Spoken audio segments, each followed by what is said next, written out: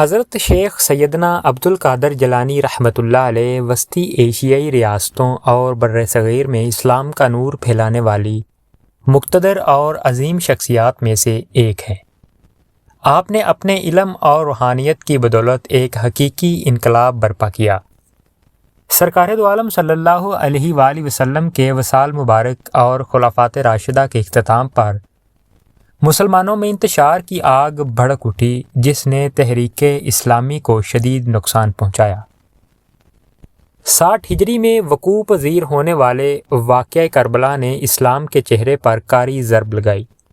اسلام دشمن قوتوں اور دور جہالت کی قبائلی عصبیت کا اتنا بدتر اظہار تھا کہ جس کے اثرات آج بھی محسوس کیے جاتے ہیں۔ شہادت امام حسین رضی اللہ تعالیٰ عنہ کے بعد 90 سالہ اموی دور حکومت میں اسلام اور اسلامی تعلیمات کے ساتھ جو کچھ کیا گیا وہ تاریخ کا حصہ ہے۔ آنے والی 4 صدیوں میں مختلف فرقوں اور فتنوں نے جس طرح سر اٹھایا، اس کے بعد اثرات ایک واضح حقیقت کے طور پر سامنے آئے۔ ان حالات میں حضرت شیخ عبد القادر جیلانی رحمۃ اللہ علیہ 1 رمضان المبارک 470 ہجری 17 مارچ 1078 کو ایران کے صوبہ کرمانشاہ کے مغربی شہر گیلان میں تولد ہوئے۔ اس جگہ کو جیلان اور گیلان بھی کہا جاتا ہے۔ آپ سے ولایت کی نشانیاں ایام طفولیت ہی میں ظاہر ہونے لگی تھی، اور ان کی یہ کرامت کتب کثیرہ میں تحریر ہے کہ آپ رمضان المبارک میں والدہ کا دودھ نہیں پیتے تھے۔ ان کی والدہ ماجدہ فاطمہ ام الخیر بیان فرماتی ہیں کہ احکام شریعت کا احترام قدرت نے ان کے خون میں رکھ دیا تھا۔ ایک مرتبہ بادل کی وجہ سے رمضان المبارک کے چاند نظر آنے سے رہ گیا۔ اگلی صبح لوگوں نے آ کر دریافت کیا کہ آج صبح عبد القادر نے دودھ پیا یا نہیں۔ والدہ محترمہ نے جب بتایا کہ آپ نے دودھ نہیں پیا تو اہل شہر نے اسی پر یقین کرتے ہوئے رمضان المبارک کے روزے کا اعلان کر دیا۔ آپ کا بچپن عام بچوں سے یکسر مختلف تھا۔ بچپن میں ہی اثار ولایت ظاہر ہوتے تھے۔ آپ خود ارشاد فرماتے ہیں کہ جب لڑکپن میں عام لڑکوں سے کھیلنے جاتا تو مجھے غیب سے آواز آتی کہ لہو لعب سے باز رہو، جس سے میں جلدی بھاگ کر گھر آ جاتا۔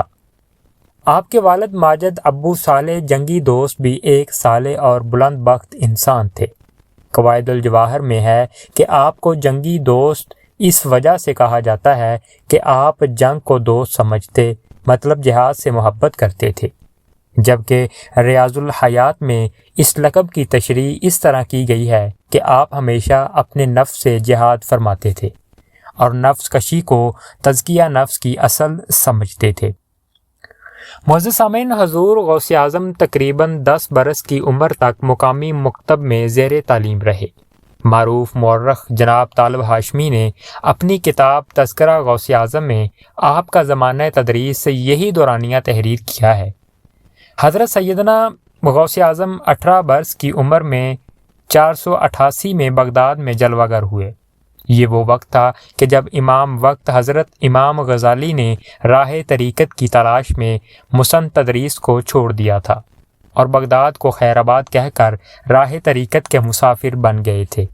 گویا کہ اللہ کریم کی حکمت تھی کہ ایک عظیم شخصیت بغداد کو چھوڑ رہی ہے تو اس کی جگہ لینے کے لیے اور ایک نادر روزگار شخصیت جلوہ افروز ہو گئی۔ آپ نے بغداد میں جامعہ نظامیہ میں داخلہ لیا اور تقریباً 8 سال قیام فرمایا۔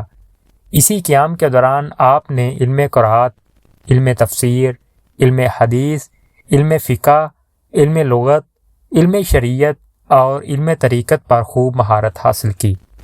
ان علوم کے علاوہ جو علوم اس وقت بغداد میں پڑھائے جا رہے تھے، آپ نے ان کے حصول میں خوب محبت کی۔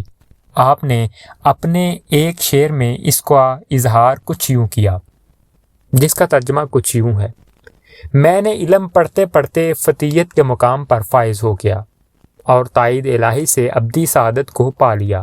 گویا کہ آپ نے امت محمدیہ کو بتا دیا کہ راہ تصوف میں ترقی کرنی ہے تو علم کے بغیر ممکن نہیں۔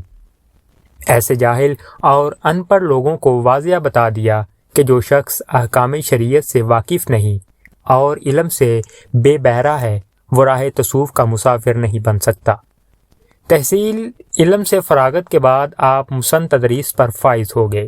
تصوف ولایت کے عظیم مرتبہ پر فائز ہونے کے باوجود اور خلق خدا کی روحانی تربیت میں مشغولیت کے باوجود آپ نے درس و تدریس اور فتویٰ نویسی سے پہلو تہی نہیں کی۔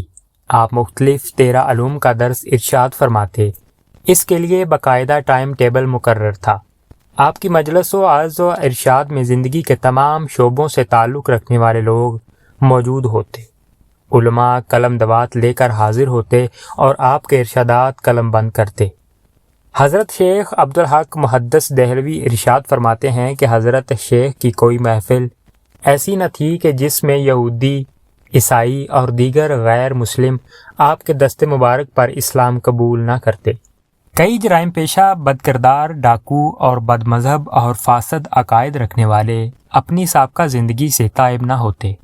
آپ خلفاء و وزراء، سلاطین، عدلیہ اور عوام و خواص سب کو امر بالمعروف و نہی عن المنکر فرماتے اور بڑی حکمت و جرات کے ساتھ بر مجمع اور کلی محافل و مجالس میں برسر منبر اعلی الاعلان ٹوک دیتے۔ جو شخص کسی ظالم کو حاکم بناتا اس پر اعتراض کرتے اور اللہ تعالیٰ کے معاملہ میں ملامت کی پرواہ نہ کرتے۔